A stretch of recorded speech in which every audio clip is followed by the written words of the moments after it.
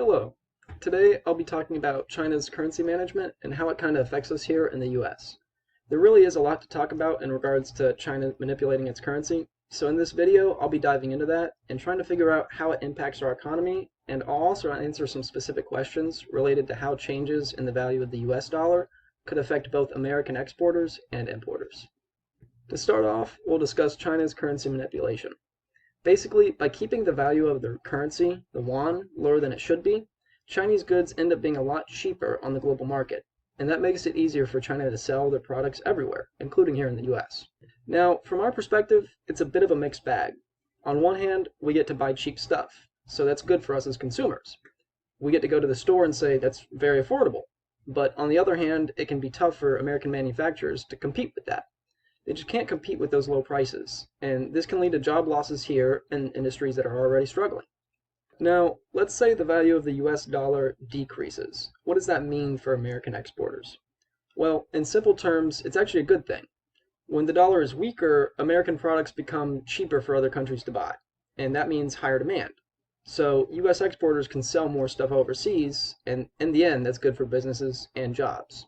So in this case, a weaker dollar can be a real positive for exporters here in America.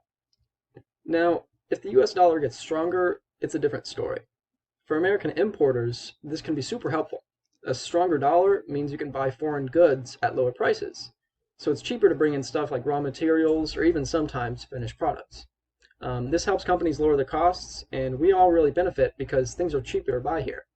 So yeah, a stronger dollar is great if you're importing. No doubt about that. Sometimes, though, when the dollar gets stronger, it's not so good for American exporters. Usually, if the US dollar goes up in value, American-made products get more expensive for other countries. And when things get expensive, people tend to buy less. So suddenly, US goods are less competitive in other markets.